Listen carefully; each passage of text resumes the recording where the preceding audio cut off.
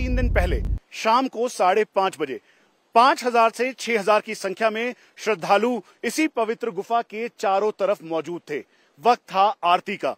पवित्र गुफा में आरती की गूंज सुनाई दे रही थी, लेकिन उसी बीच ठीक 100 मीटर इस जगह पर एक क्लाउड बर्स्ट हुआ। मेट डिपार्टमेंट के मुताबिक करीबन 100 मिलीमीटर से ज्यादा बारिश हुई और यहां से 300 से 400 मीटर की दूरी पर एक बड़ी वाटर बॉडी फॉर्म हुई और फिर उसके बाद क्लाउड बर्स्ट के फॉर्म पर यह पूरा तेज बहाव अपने साथ बड़े बड़े चट्टानों को, मलबों को लेते हुए नीचे की तरफ आया और फिर अपने साथ सब कुछ बहा के ले गया। इस जगह पर, जो कि गुफा के बेहद करीब है, यहां पर कोई भी कंस्ट्रक्शन नहीं था। हालांकि सीआरपीएफ की एक पोजीशन और पोस्ट जरूर थी, लेकिन उसके बावजूद भी जो नीचे की पोस्ट थी वहां पर हथियार रखे हुए थे। जितने भी जवान थे उन्होंने जैसे तैसे वहां से अपने आप को निकाला, लेकिन उसके बावजूद भी ये जो बड़ी बड़ी चट्टाने हैं और यहां पर जो मलबा था वो अपने साथ सब कुछ तबाह करते हुए ले गया। जब तेज चट्टानों के साथ ये बहाव नीचे की तरफ आ रहा था तो उस दौरान सीआरपीएफ की ये जो पोजीशन है इतनी क्रूशियल थी कि इन्होंने अपनी आंखों से सब कुछ देखा और तेज बहाव के साथ जो चट्टाने थे, पत्थर था, बड़े बड़े बोल्डर्स थे, वो नीचे की तरफ बहता हुआ चला गया। पहाड़ी इलाकों में जब बादल फटता है तो सैलाब के साथ ऐसे ही पत्थर बहने लगते हैं। उस वक्त कैसा मंजर होता है उसे इन तस्वीरों से समझा जा सकता है।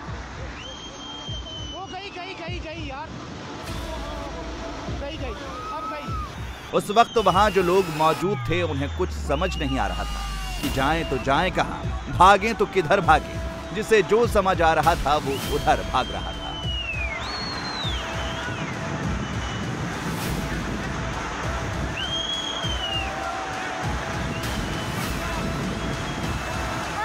ये तस्वीरें नीचे की हैं जहां तमाम कैंप थे। हजारों लोग वहां भी मौजूद थे, लेकिन सैलाब इतनी तेजी से आगे बढ़ा कि कुछ लोग तो भाग निकले, लेकिन कई उसकी चपेट में आ गए।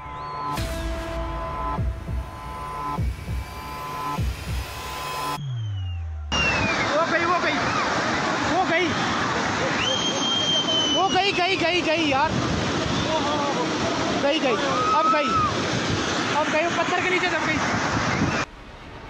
पवित्र गुफा से करीब 100 मीटर की दूरी पर इस जगह पर जब पानी आना शुरू हुआ तब वहां मौजूद सीआरपीएफ के लोग एक्टिव हो गए। जवानों ने तमाम लोगों को बताया कि किस तरफ भागना है, लेकिन जब तक ये चेतावनी नीचे मौजूद लोगों तक पहुंचती तब तक सैलाब ने रफ्तार पकड़ ली थी। 5:30 बजे थोड़ा सा छोटे छोटे पत्थर आना शुरू हुए यहाँ के, तो क्या काम हुआ, हमने पब्लिक को हटाना शुरू कर दिया, हेलीपैड की तरफ सेफ जगह भेजना शुरू कर दिया। 5 मिनट छोटे छोटे पत्थर आए, तब तक लगभग पब्लिक को हमने यहाँ से रेस्क्यू करके हेलीपैड की तरफ भेज दिया था। उसी दौरान फिर बड़े बड़े पत्थर आने लगे।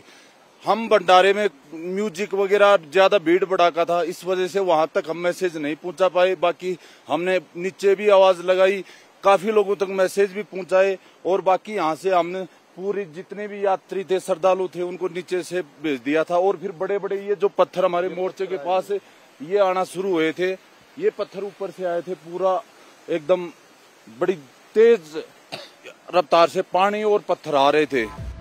अब जरा अंदाजा लगाइए, ये पवित्र गुफा की तरफ जाने वाली सीढ़ी है और इस सीढ़ी के करीब 2 से 3 मीटर के फासले पर पानी और पत्थरों का सैलाब बहुत तेजी से नीचे की तरफ बढ़ रहा था। जो लोग आसपास मौजूद थे उनकी जान सूख गई थी, लेकिन सीआरपीएफ के जवान पूरी मुस्तैदी से इस सैलाब का सामना कर रहे थे। आप लोग उस समय वहीं पे थे, यहीं पे उस समय जब ये हुआ? हाँ, क्या हुआ था, कैसे देखा आपने, कितना भयानक तस्वीर थी? क्योंकि पोजीशन तो बिल्कुल करीब है यहाँ पे। बारिश होने की वजह से एकदम से मतलब पत्थर मट्टी सब मिला करके मिक्स होके एकदम ऊपर से आ रहा था।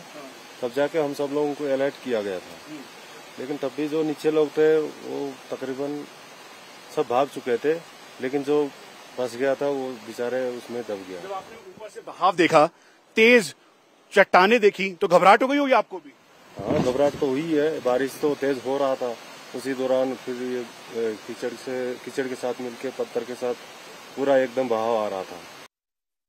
बहुत ज्यादा पानी, पत्थर और मलबा तेजी से नीचे की तरफ बढ़ रहा था।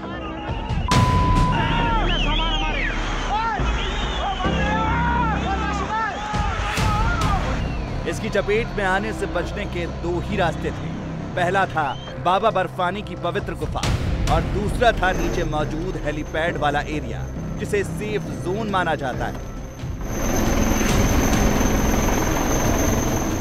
इस हेलीपैड को स्ट्रेटेजी के तहत ऐसी जगह पर बनाया गया है जो सैलाब के रास्ते में नहीं आता, इसीलिए सीआरपीएफ के जवानों ने ज्यादातर लोगों को उसी तरफ भागने को कहा।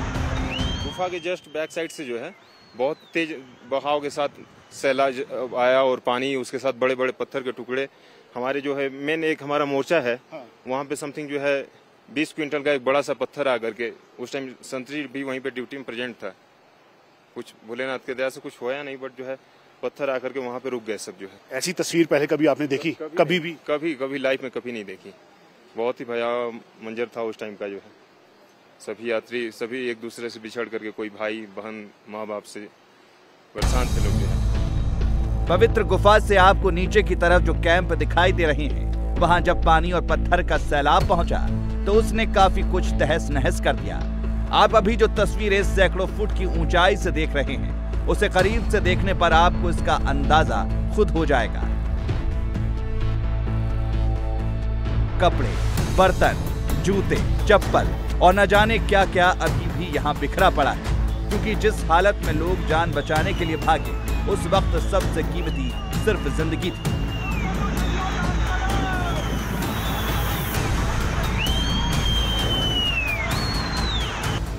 शाम को जब बाबा बर्फानी के दरबार में आरती चल रही थी तो नीचे मौजूद तमाम लंगरों में रात का खाना बन रहा था। ऐसे ही दो लंगर थे जो पूरी तरह तबाह हो गए। एक था पंजाब के मानसा का लंगर और दूसरा लंगर था दिल्ली के शाहदरा का। एक तरफ तेज उफान, दूसरी तरफ ऐसा बहाव जिसमें बड़ी बड़ी चट्टानें लंगर के पूरे इलाके को वाइप आउट कर गई। और हम ठीक उसी जगह पर हैं। यहाँ पर भी इस समय रेस्क्यू और इवैक्यूएशन का काम जारी है।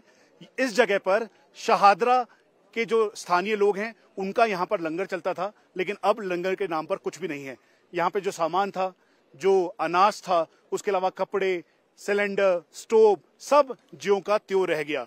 क्या नाम है आपका? मनोज भटनागर, मैं कोषाध्यक्ष हूँ श्री अमरनाथ लंगर सेवा समिति का। क्या हुआ था उस समय, कैसे आपने देखा? हल्की की बारिश शुरू हुई, उसके बाद बारिश बढ़ती गई, उसके बाद ओलावृष्टि हुई, मोटे मोटे ओले गिरे। उसके बाद ये सामने जो तरेड़ है, सबसे पहले इसमें से मट्टी वाला पानी आना शुरू हुआ, तो हमारे को अलर्ट हुआ कि कुछ अनिष्ट होने की आशंका है। डर लग गया था, सहम गए थे? बिल्कुल सहम गए थे हम लोग। सभी को प्रधान जी ने कहा गुफा की ओर भागो। नीचे की ओर आप देख रहे हो कितने कितने फुट मलबा है, जो इसमें क्या हुआ भगवान मालिक है। जो ऊपर गए वो सेफ है। ये 12 फुट का नीचे टेंट था, जो बांसा वाला, जो आप देख रहे हैं लेवल है। ये हमारे को सीढ़ियां बनानी पड़ती चढ़ने के लिए। अब आप देख रहे हैं, आप लेवल में खड़े हैं। ये इस समय वो तबाही की तस्वीर है जो कि बताती है कि मलबा और साथ में जब क्लाउड बर्स्ट हुआ तो सब कुछ अपने साथ बहाकर ले गया। यहाँ पर जो सामान था, बर्तन था, सब तबाह हो गया। जैसे तैसे आनन फानन में यहाँ पर लोगों ने अपनी जिंदगी बचाई। लेकिन अभी भी मुश्किल इस बात की है कि बारिश हो रही है, मौसम खराब है। इसी खराब मौसम और बारिश के बीच अमरनाथ में रेस्क्यू का काम लगातार जारी है। ITBP, NDRF, SDRF, CRPF, स्थानीय पुलिस के लोग लगातार यहाँ पर जुटे हुए हैं। मलबा हटाया जा रहा है और उन लोगों की तलाश की जा रही है जिनकी कोई खोज खबर नहीं है, जो इस तबाही के बाद से अभी तक मिसिंग है।